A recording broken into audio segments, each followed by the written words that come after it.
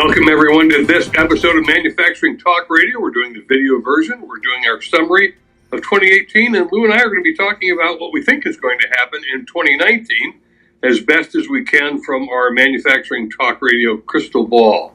Wouldn't you say, Lou? Yeah, I got a crystal ball that's about that big. You know, it's amazing. We'll see if we can get through this day without the shutdown of our government. So let's take it from there. Well, by the time they see this video, it will either have happened or not have happened. So that's true. That's true. We'll see what happens. In 2018, it's always fun for Lou and I to do Manufacturing Talk Radio because we learn a lot of information from our guests. The first of every month we have on Tim Fiore from the ISM. He's the chair of the Manufacturing Report on Business. A couple days later, we have on Anthony Nieves. He's the chair of the Non-Manufacturing Report on Business. Somewhere in there, we slide Chris Keel, who is the economist for the Fabricators and Manufacturers Association International. And later in the month, around the 18th, we have Norbert Orr, who is our senior international correspondent, who follows the Global Purchasing Managers Index surveys.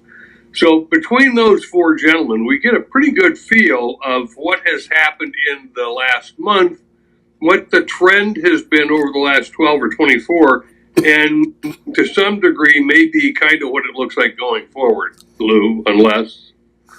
Well, it depends on what the headwinds are like, and the headwinds right now are sort of kind of mixed up. Not sure the way things are going to go. I mean, today is this is a pre-record show. Today is the Friday before the Christmas holidays, and Congress is meeting today to vote on something that they think they know something about. We'll see how that works. We may have a government today, or we may not have a government today. So we'll see how all that plays out. That being said, what we're really talking to our audience about is what's happened this past year and what Tim and I have learned and tried to pass off to our audience about manufacturing. We also want to talk about what we think is going to happen next year, even though Tim and I are no experts, but maybe we are and we just don't know it. And next year is a very encouraging year, I think, in terms of the economy, manufacturing. And so we'll be touching on all those points. So far, it looks like 2018 or 2019 is going to be a great year. 2018. One of the things I want to point out to our listeners and our viewers for this is that Manufacturing Talk Radio at mfgtalkradio.com isn't just a one-off podcast. We're actually building a resource library of information for our viewers to go and search through. For instance, you can find several shows on the staggering job turnover and absenteeism rate in manufacturing. Toughest thing on the manufacturing floor is having people show up to do their jobs. And there's something on the order of 37% who are either absent or leave the job. And that creates havoc because they have to bring in other people to do the job. So ways to avoid that, go back and listen to that podcast and we'll give you some pointers along with the experts that we interviewed on that subject. Well, not only that, excuse me, not only that, we have discussed over the course of the last 5 years, but particularly this past year of 2018, about the skill gap, about tariffs, about a portending recession.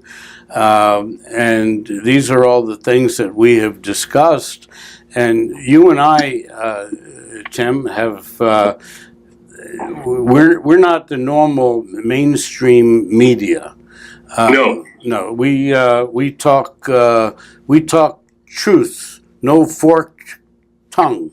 So let's talk about some of these things so that our listeners and our fans and our customers of All Metals and Forge Group, let's get that plug in.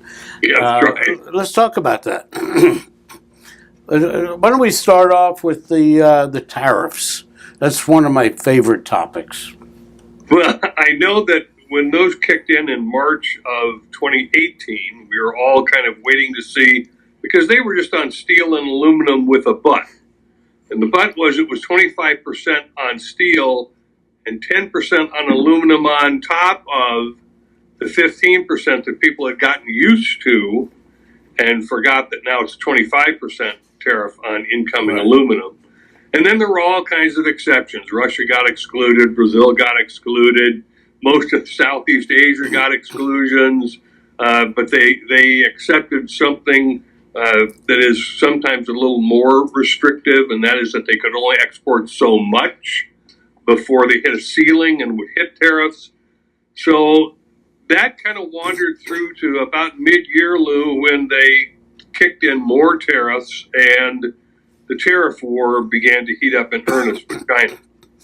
Well, here part of the problem that was created for manufacturing has been that the steel industry in the United States, and today is December 26th, 7th, something like that.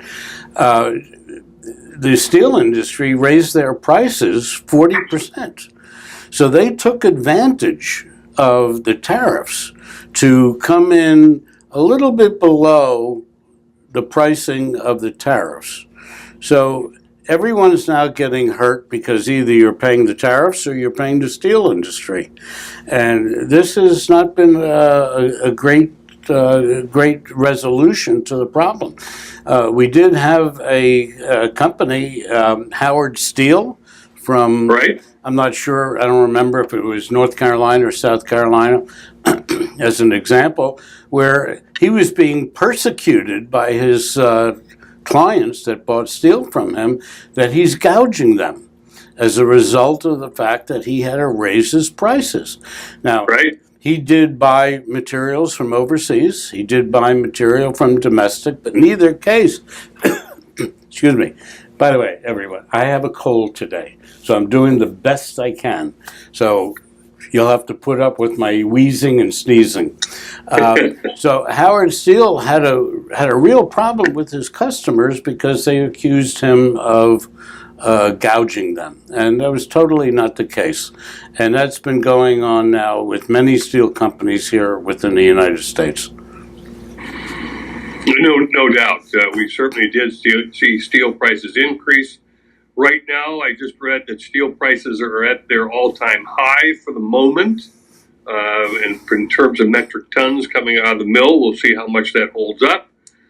As we know that we're in this 90-day period of when they won't impose any more tariffs until something like March 2nd if they can't agree to agree. So we'll see what happens with tariffs going into 2019. Lou, what's your best guess on tariffs in 2019? There, not there? I think that the tariffs are going to continue unless we find a way to take care of the administration the way they need to be taken care of. This is really absurd. There has never been a tariff sequence that has ever succeeded. No, that's right. So, by definition, and you and I looked at it, yep, we went back to the history all the way back to George Washington, who endorsed some form of protectionism on manufacturing, right, home country manufacturing. And we looked at all the presidents who put in place tariffs. And at the end of the process, that tariff event failed, hurting us more than anyone else in every case. Well, the tariff winds up being a tax on U.S. corporations as well as U.S. population. And that's just the way it is. And I don't care what type of politician you are, but that's a fact. So you can't argue the point. The facts are the facts. It's not fake, it's facts. And that's about what we expect to see in 2019. The tariffs, they're going to be around until China and the U.S. agree, and then we'll see how long it takes before they throttle back. I don't know if it'll be quickly or slowly. They're still in place, by the way, for Mexico and Canada, even though the USMCA agreement is going to be voted on by all parties sometime in the first quarter. It's in the mental conversation approval stage, but every governing body has to vote on it. Those tariffs have not been resolved yet, so that's still going to be a problem. Well, they not only haven't they been voted on, but Mexico says we're not paying, and I'm not sure why they should.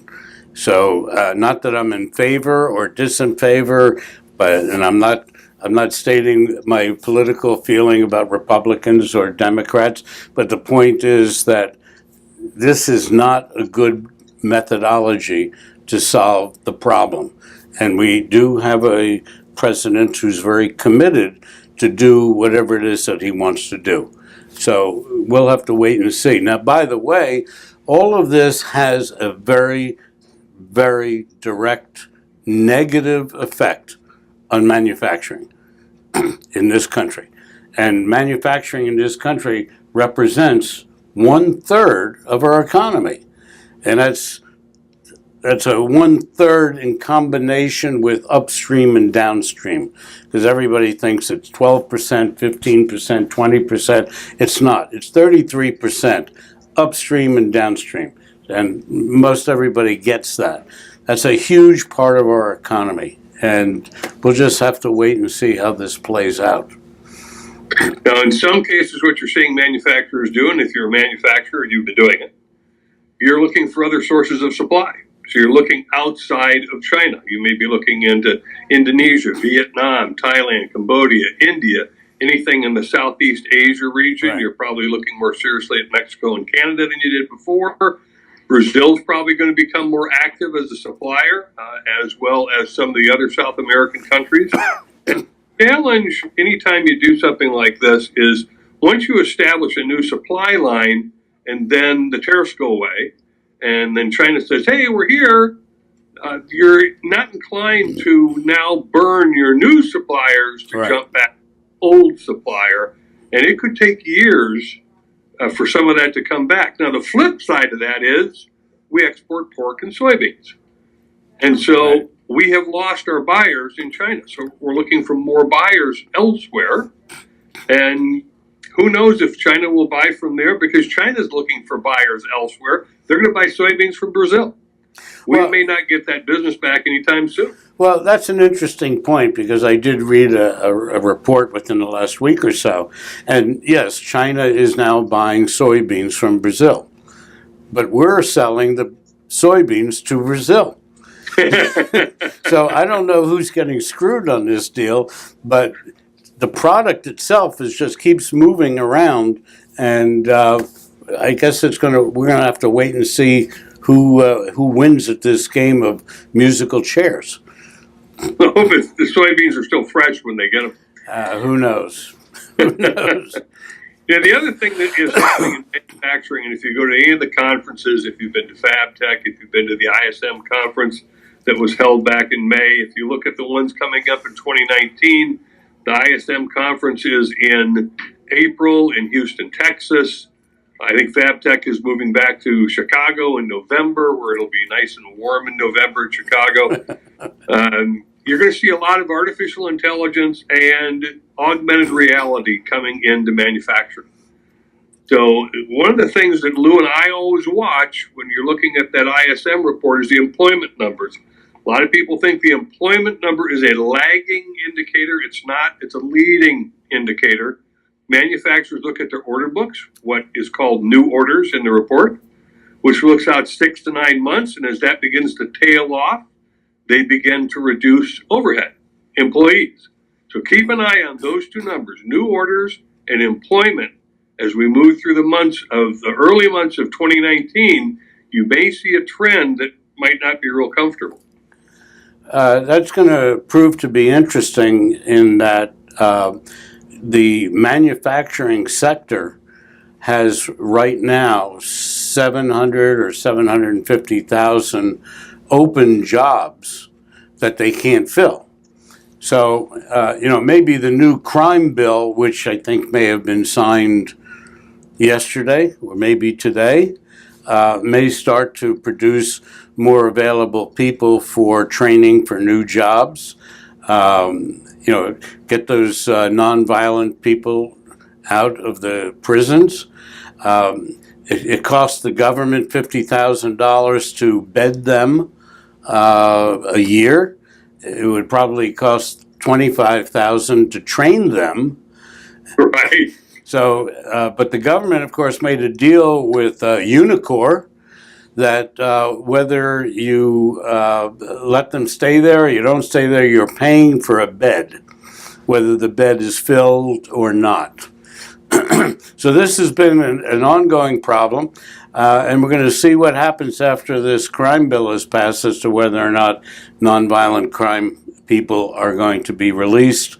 And the big issue about that also is that when a individual has to sign an application, an employment application, they have to state whether they have been arrested, incarcerated, and so on. They have to get rid of that off of these employment forms, because as soon as somebody sees you've been in jail, well, you don't want them working for you, even if they were arrested for carrying an ounce of Mary Jane. That's old-fashioned, isn't it? Yeah, It's called marijuana now. They may have to do away with that old line, Lou. Yeah. One of the interesting places to watch as we move to 2019 as it relates to artificial intelligence and augmented reality is women in the workforce. It's predicted that AI and AR may more adversely affect them than men in the workforce, because women tend to be in repetitive task jobs that can be automated. And more automation is coming into not just manufacturing, but non-manufacturing as well. The good news for the women is that the jobs that they're looking to fill are better paying, more technical jobs that require more skill set with computers, and that they're just fine in that area. So a little retraining, and you shouldn't have to lose any employees. You'd be able to migrate them and have a more efficient shop. So I think that's a positive, but watch the impact on women and artificial intelligence and augmented reality as that expands more and more in manufacturing, Lou. Well, let me bring it up, being that you have given ourselves a plug about women and manufacturing, which we have a podcast called Women and Manufacturing, and we started that a year ago. And this clearly was the year of the woman, and we've done, I don't know, about 50 shows about women entering and being in the manufacturing sector, being in STEM and learning how to deal with the issues that they didn't know how to deal with when it was totally a man's world in business and in manufacturing. So we have had a lot of women being on our show talking about how things are progressing to help women and also help manufacturing. The last time that they had any major effect that was public was the Rosie the Riveter. We don't have a favorite name for them yet, but they are really doing some fine work within the manufacturing sector. And so we're continuing with our stories about women in manufacturing. Matter of fact, in 2019, we're going to be looking at a couple of areas. One is going to be innovation in manufacturing, whether it's a new product, a new process, a new technology. That's going to be the big buzz in 2019 that we're going to be following. And we're going to continue to follow what's happening in women in the workforce. The big bugaboo out there now that everybody's trying to get a handle on is, when will the recession take hold and how long it will last? That's strictly crystal ball work. Most of the people that Lou and I have talked to have said it's going to be late 2019. Maybe it'll stave off until early 2020. Obviously, nobody knows for sure. That's why to watch the employment index and the new orders index in the ISM report.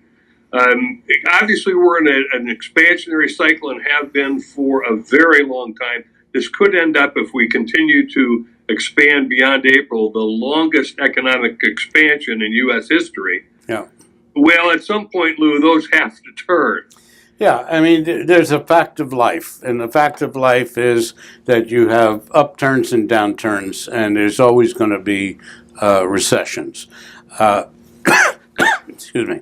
The recessions, of course, are dictated to by the flow of business activity.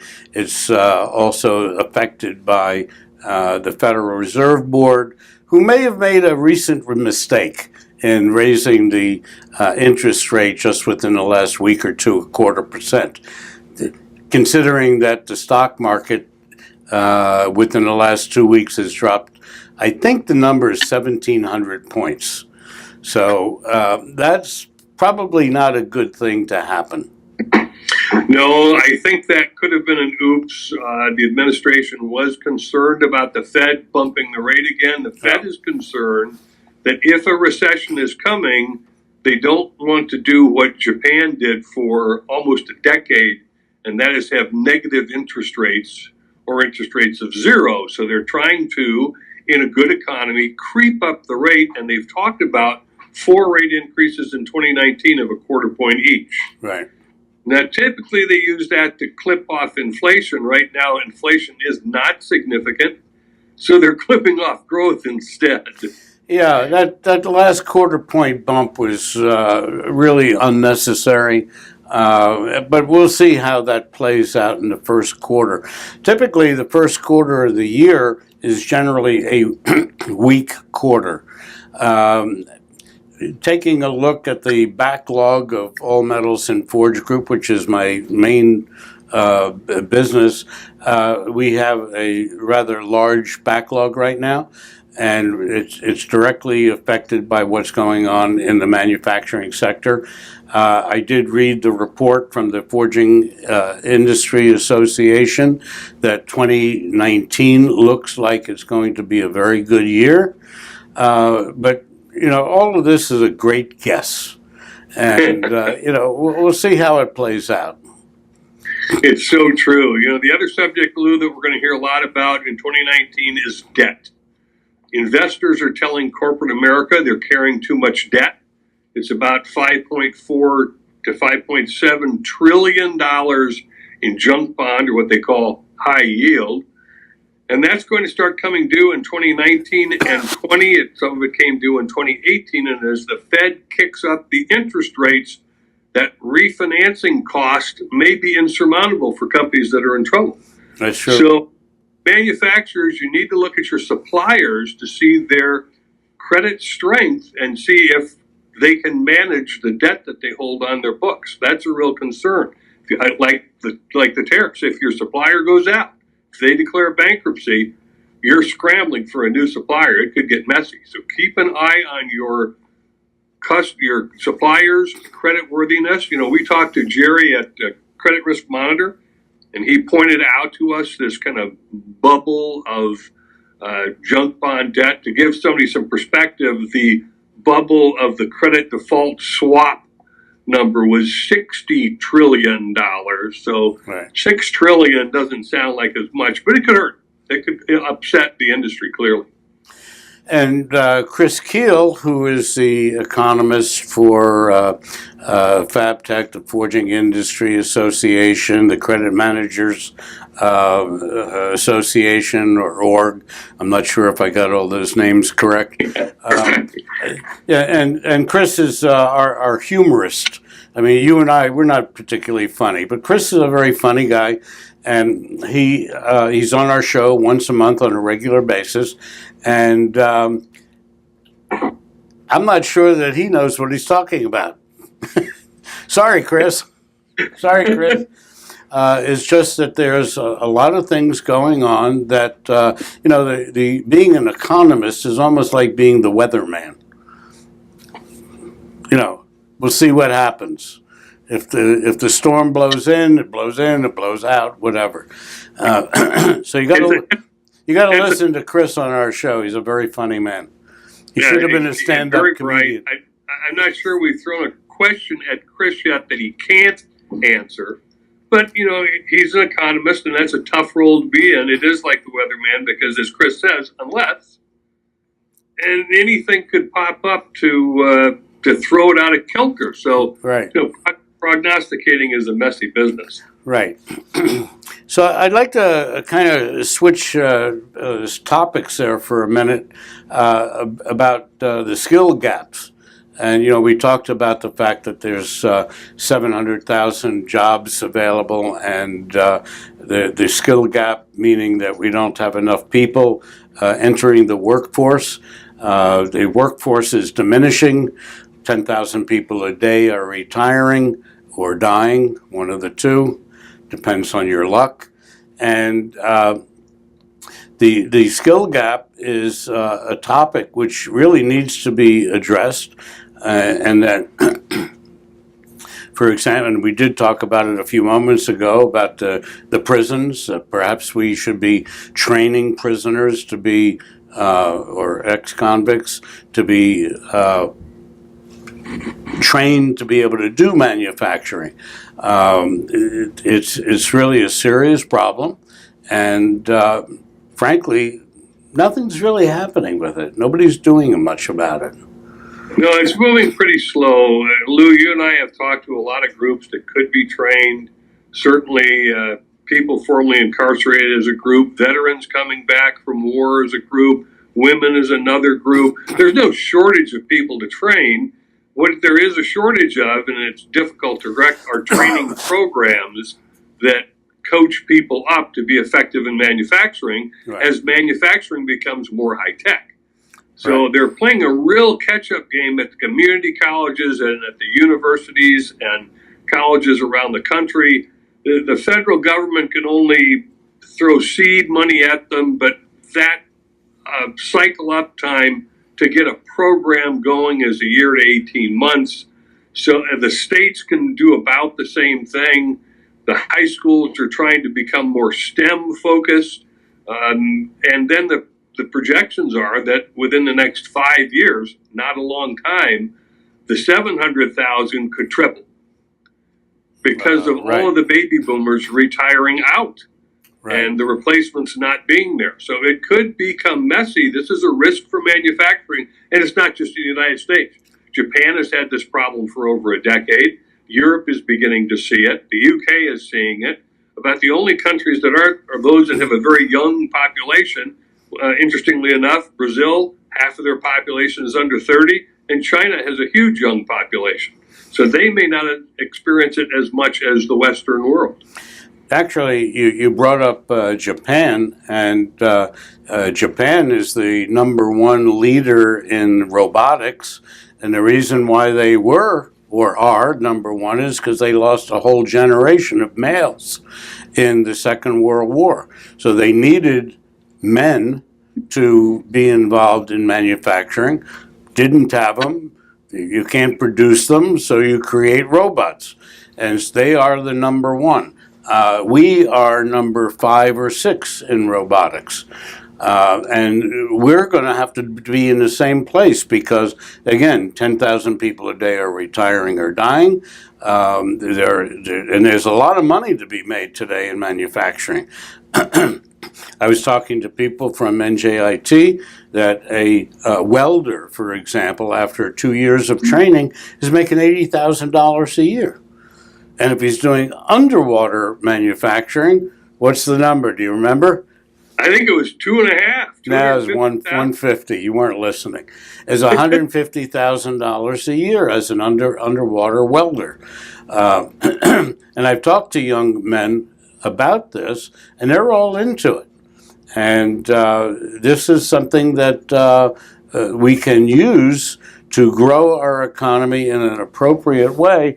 But the problem is that our government, and I'm going to hazard to say this, they don't care about as much as the people care.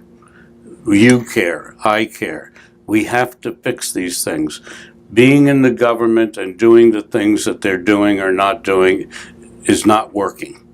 And we need to just get these kids involved, males, females. You and I have spoken to many females, young women, as to what they're going to do in terms of their careers. And a lot of them are looking at manufacturing. And there's money to be made. Clearly, it's a great career path. By and large, it's going to be a more stable career path because it isn't a matter of working on an assembly line and then the new orders go down and the assembly line runs dry and you're out of work. You're going to be running a multitude of machines from an iPad. Right. So it's really a more stable environment, I think, going forward than it has been in the past. So it should be interesting. You mentioned the government and how they do things. As we hear more about corporate debt and investors telling corporations you've got to clean up your debt issues, Lou and I have bantered throughout the last couple of years about the federal government's debt issues. What debt? At 20 plus trillion in public debt, another 120 trillion they don't talk to you about in unfunded pension and unfunded liability debt. Surprise, it's there. And every administration, every Congress decides who to tax and who to budget, kicks that can down the road, Lou. And that can's now a snowball, and it's hurtling downhill and getting bigger. Well, you know my theory about the corporate debt, the government debt. Just write it off. I mean, that's a Seinfeld. Just write it off. I don't owe you the money. It doesn't exist. Who's going to argue with you? We're still the greatest country, we believe. We're the wealthiest country in the world. Write it off. You know. Yeah, and they'll just write off all of the government pensions. That works. For the last 50 years, so okay. That works. You know, another area that we're going to be watching very carefully, and it's going to have a major impact on manufacturing, both in terms of what we can import and what we can export, and that is the strong dollar. The U.S. dollar was thought at the end of 2017 it might soften a bit against other currencies. That has not happened. Going into 2019, here's what we're looking at. So far, England looks like they're going to have a hard Brexit, a hard exit from the UK. That's going to throw them in turmoil and may throw them into recession, weakening the pound. The dollar will be very much stronger. That will be followed probably by a light recession in the UK, weakening the currency there. The dollar will look stronger. So in terms of buying, we'll be in a good place. In terms of exporting, not so hot, Lou. Well, it's interesting the point that you bring up, and we have spoken with the Institute of Supply Management with Tim Fiore and Anthony Nieves just recently, and Chris Keel and Cliff Waldman and so on, that as far as the economies are going, Europe and Asia, they're all beginning to hurt.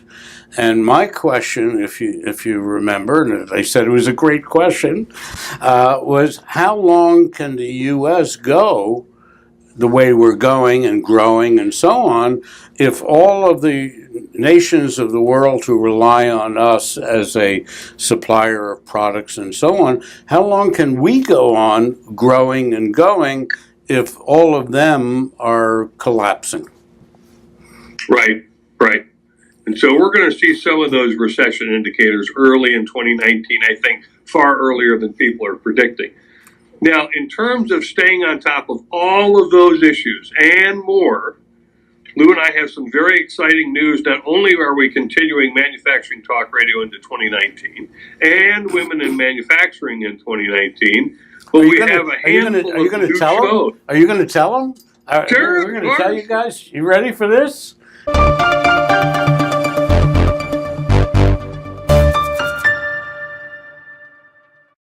So for all of you who are wondering how to keep up with all of the things that are going to be happening in 2019, we encourage you to tune into mfgtalkradio.com. That's obviously our main show that's been running for 5 years. That's going to continue to run into 2019. as well as womenandmfg.com. That is Women in Manufacturing. That show's going to continue to roll in 2019. And then we have a handful of new shows that we're going to be launching. The first is going to launch January 8th. It's going to be called Manufacturing Matters with Cliff Waldman. For those of you who are not familiar with Cliff, Cliff is the CEO of New World Economics. Cliff used to be with the Manufacturers Alliance for Productivity and Innovation, MAPI. I'm sure you've heard of MAPI. And he was their chief economist. He's a great researcher. He does a lot of presentations. So he's going to be bringing all of that knowledge and experience to Manufacturing Matters with Cliff Waldman on the Manufacturing Broadcasting Corporation, which is our parent. And he's going to be talking about all kinds of things that are going to directly affect manufacturers. Transformational changes to automation, data exchange in manufacturing technologies, cyber physical systems, cloud computing, robotics, cobotics, cognitive computing, virtual reality, augmented reality, and the real world application of that kind of information, and material science. One of the areas that Cliff and I have talked about is the very exciting area of two-dimensional fabrics or two-dimensional objects like graphene, which is only one atom thick, but it is 1,000,000 times more conductive than copper wire. And it is interestingly enough, the strongest material so far on planet Earth. So those are the kinds of stories that Cliff's going to be doing, and he's going to be bringing in all kinds of experts. And Lou, you've got a gentleman whizzing around the universe by boat, train, plane, and that show. Well, I got to make a comment about graphene. This has become like your pet product. Love it. You've been talking about graphene now for about 3 years. I'm not sure that everybody quite knows what it's all about. So I suggest that you Google it and look up graphene. It is an amazing product. Tim is just over the top with it. That being said, we have Willie Miller, who is going to be doing a show with us called Where's Willie? And Willie travels around the United States 2 to 3 weeks a month and visits manufacturing companies to sell his product to the company that he works for. And he's going to be talking to them about manufacturing and giving us some insight as to what's going on around the countryside, the good, the bad, the ugly, and all of the stuff that these people are trying to manage in running their business. We also have Amy Nicholas, who is going to be doing full-time with Amy, who is a gal who is working. She's got her own company. She's in her marketing industry. She's running a family. She's running a business. And, how do women deal with all the issues and deal with the husbands also? So that's going to be an interesting show. So we're putting together a whole lot of new stuff. We've got about 8 shows under development right now. And as Tim pointed out, we're going to be doing the first one in the beginning of January. And over the course of the first 3 months of the year, we're going to be rolling out all of these manufacturing shows and manufacturing technologies and so on. So we're keeping busy, and I'm looking to sell some metals also. So call us on the metals. We do sell, and that we try and make a profit on. Yes, open die forging and seamless rolled rings. For those of you who are familiar with them, in all of the steel families, which are alloy, carbon, stainless, and tool steels.